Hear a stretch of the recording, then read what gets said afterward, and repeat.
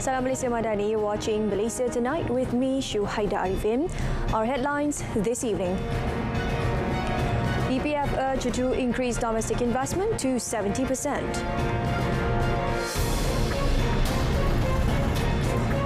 New 10-year driving licence renewal won't impede JPJ's enforcement.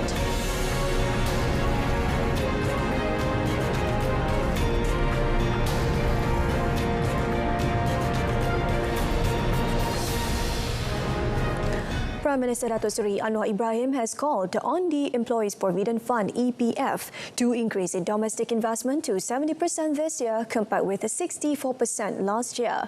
Datuk Seri Anwar, who's also the Finance Minister, said the fund should also review its direction so that investment made by the fund reflect the aspirations of the government, which has focused on, among others, youth involvement, food security and startups.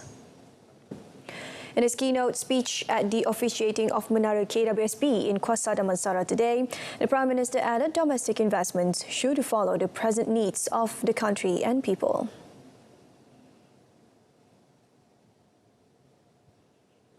Pelaburan itu betul ada yang strategik, bukan saja industri tetapi infrastruktur yang strategik, pelasu, smart tunnel, semua itu memang dimasuki dan perumahan oleh KWSP itu saya akui sudah dilakukan.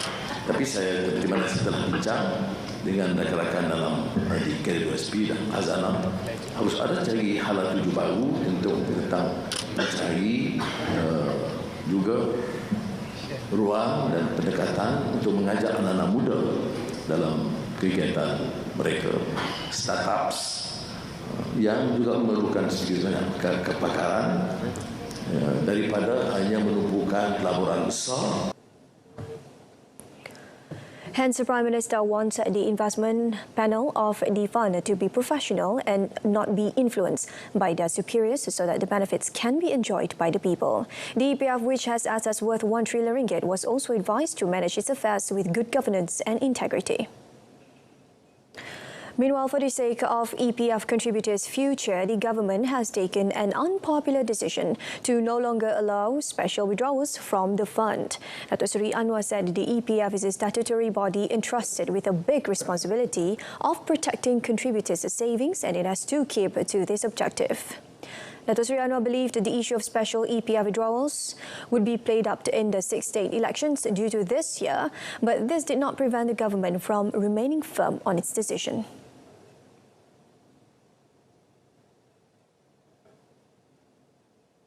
Dalam keputusan dan kebijaksanaan, kita mesti mengambil keputusan yang benar dan tidak harus diheret untuk mengambil keputusan yang terpaksa hanya untuk memenuhi selera beberapa kerat manusia. Untuk pertimbangan bagi yang benar-benar menghadapi permasalahan, soal membasmi kemiskinan, soal menoktahkan kemiskinan tegar, itu saya tidak betul ansur. Sebab itu saya katakan, kalau kita semua sekali, JLC, JLIC, KWSP dan lain-lain, Khazanah, semua ada di sini. Kalau semua kita dengan kementerian dan jabatan elak dari ketirisan, kita mampu membantu rakyat yang memerlukan. He described the Menara KWSP Kuasa Damansara as a landmark signifying service with integrity and responsibility. The Ministry of Health today announced that the status of local areas of infection would remain unchanged for the time being, even though the WHO has declared that the COVID-19 is no longer a public health emergency of international concern. Minister Dr. Zaliha Mustafa said the move is necessary to meet the need for quarantine or isolation of COVID-19 cases in places other than hospitals and the need for employers to bear the cost of treatment and testing for COVID-19 for their employees. Prior to this, the MOH has extended the declaration of local areas of infection from 1st January to 30th June. In a statement today, she said another risk assessment of the COVID-19 infection situation is expected to be carried out in mid-June to review the declaration of local areas of infection and the next course of action. Nevertheless, Dr. Zaliha said the MOH would continue with the control and prevention measures of COVID-19 based on the existing protocols, as well as carrying out reviews and updating the COVID-19 guidelines with reference to WHO's recommendations regarding the long-term management transition of the pandemic. The Ministry of Domestic Trade and Cost of Living KPDN foresees that the current hot weather will not affect the supply of daily necessities. Its Minister Dato' Seri Salahuddin Ayub said so far the situation is under control and issues of the supply of goods including sugar is reported to have hit the East Coast states have also been resolved. Setakat ini tak ada. Masih lagi dalam kawalan. Yang lain tidak berlaku. Di Kedah saya difahamkan tidak ada isu gula, kekurangan gula, dan tidak ada isu tentang mineral water. Tak ada isu. Jadi saya harap perkara ini dapat kita kekalkan. However, in dealing with the sugar issue, the Minister said KPDN will act more proactively, make early plannings and have more frequent engagement to ensure that there's no sugar supply crisis in the country. He said the Ministry has been monitoring the market situation constantly and will take appropriate action to ensure that the supply of essential goods is always sufficient. Beginning today, Malaysians can renew their driving licence LMM for up to 10 years compared to 5 years previously. However, Transport Minister Anthony Loke said it is not compulsory for vehicle owners to renew their licence for a maximum period of 10 years. Loke said the government decided to extend the maximum renewal period from 5 to 10 years following public feedback. Ini pilihan. Bukan kita paksa datang mesti bayar 10 tahun. Tidak. Ada orang kata mungkin saya tak mampu bayar 10 tahun. Tak apalah. Kita benarkan setahun-setahun. Kalau tak nak bayar sekaligus 10 tahun, tak ada masalah. Itu pilihan. Daripada 1 tahun hingga 10 tahun, terpulang. Loke also said that enforcement action will still be taken against any individual who commits a traffic offence, even if his or her driving licence has been renewed for a period of 10 years. He said the Road Transport Department JPJ had a system capable of detecting offenders and actions such as licence suspension or revocation for certain offences will still be carried out.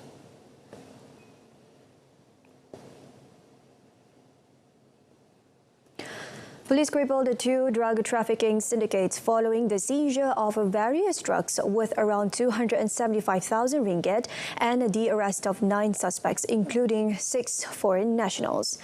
Pulau Pinang Police Chief Datuk Muhammad Shuhaili Muhammad Zain said the suspects were detained in a series of raids at the island and mainland of Pulau Pinang on 2nd and 5th May. He said the arrest has led police to a discovery of various types of drugs, including 29 transparent plastic packets containing MDMA drugs, ketamine, shabu, 30 ecstasy pills and 100 Ermin 5 pills. He said a member of the syndicate, which was led by one of the foreign nationals, were remanded for 6 days since 3rd May, charged under Section 39B of the Dangerous Drugs Act.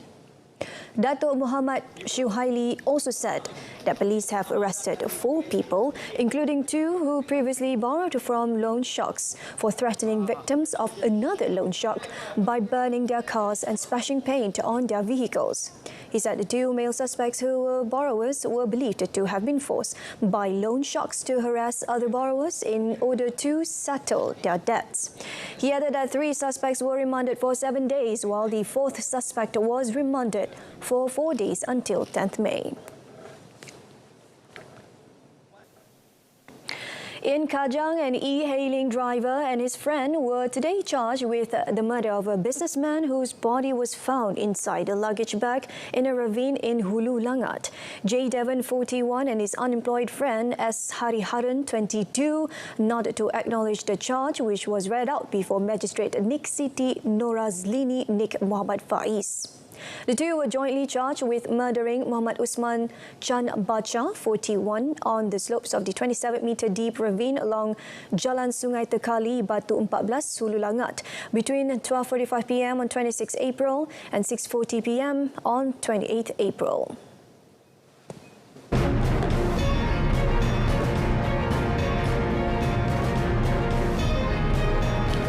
next. OPR hike encourages government to manage spending more prudently.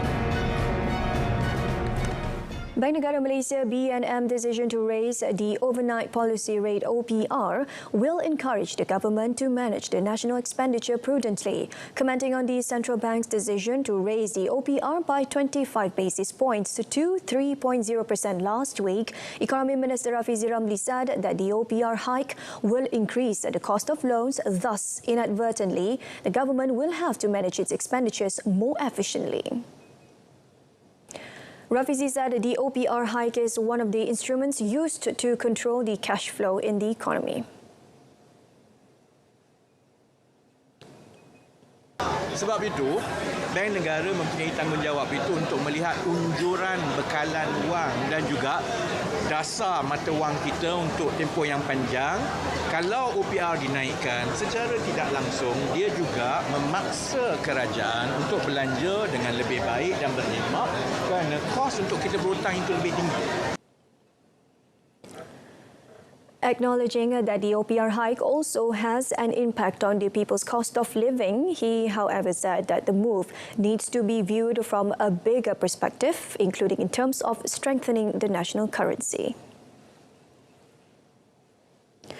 The government plans to develop a national mineral policy within 3 months in accordance with the current standard operating procedures for rare earth mining. Deputy Prime Minister Datuk Seri Fadilah Yusof said the policy is aimed at the responsible management of the nation's minerals, balancing between the needs of the economic sector and national revenue, while ensuring that environmental sustainability is safeguarded. Speaking to media after chairing the second National Mineral Council meeting today, Datuk Seri Fadilah, who's also Plantation and Commodities Minister, said his ministry will work on increasing enforcement against illegal mining activities nationwide. According to him, a multi-agency task force has been established to crack down on all illegal mining operations.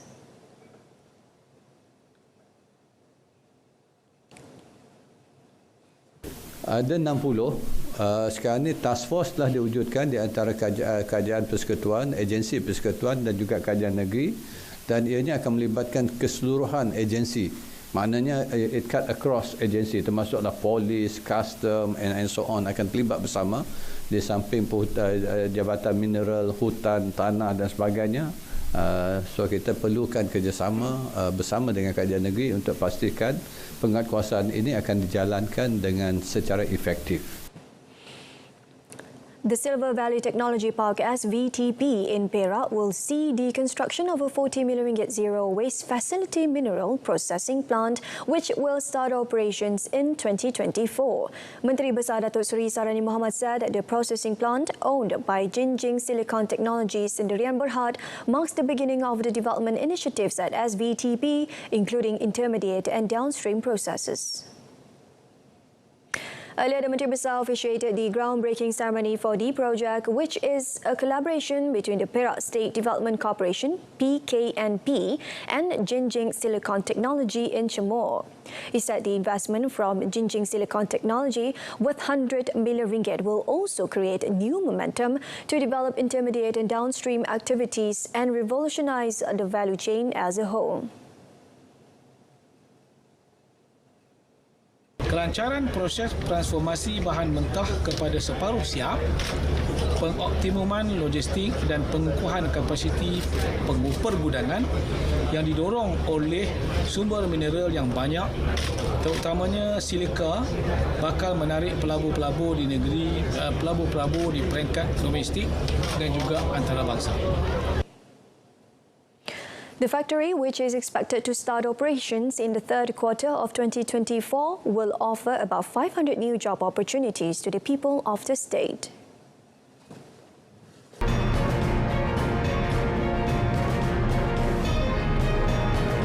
Coming up in sports, Kimberley brings cheer in pool with first diving gold in SEA Games. Stay with us. The sweltering heat reaching nearly 40 degrees Celsius did not stop national women's hammer thrower Grace Wong from achieving double success at the 2023 SEA Games in Phnom Penh today. Besides defending the gold medal, Grace also broke the game's record with a distance of 61.87 meters in her fourth throw on the first day of the athletics at the Morodok Techno National Stadium.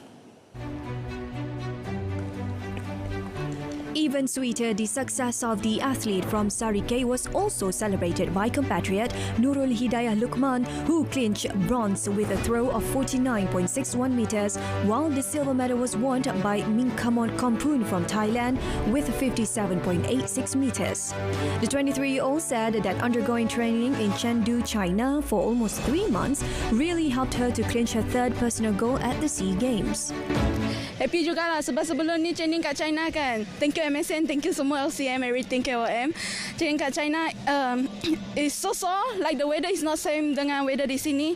Tapi maybe I like hot weather more. Yeah, that's why I did well because in China another 2 games I didn't do very well, just 57, 56. Meanwhile, Nurul Hidayah was happy to bring home a medal in her SEA Games debut here, even though she was a little disappointed not to be able to renew her personal record of 52.49 meters, which she did at the ASEAN University Games last year.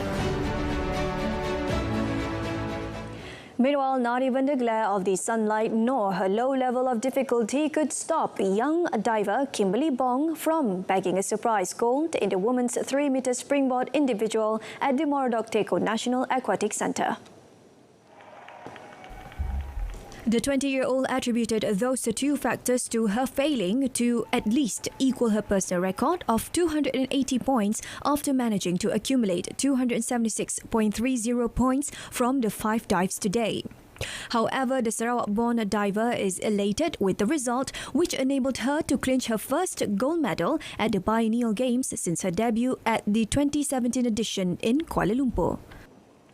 Actually, it's kind of unexpected because my difficulty is very low, but I did try my best despite the venue.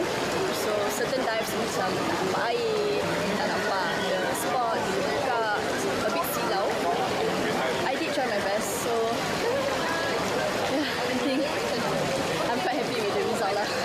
In today's final, Indonesian diver Gladys Larissa Garina Haga took silver, while Malaysia's Ong Ke Ying settled for bronze. National number 1 tower runner So Wai Ching had to settle for second place in the first edition of the Australia 108 Star Challenge 2023. During the 2,700 steps challenge held in Melbourne, Wai Ching lost to Japanese tower runner Ryoji Watanabe by 2 seconds when he clocked 8 minutes and 43 seconds. This is the first loss for the 29-year-old athlete after 21 consecutive wins in tower running competitions. On 29th April, Wai Ching marked his 21st incredible achievement when he topped the race up the stairs of Spinnaker Tower in Portsmouth, United Kingdom.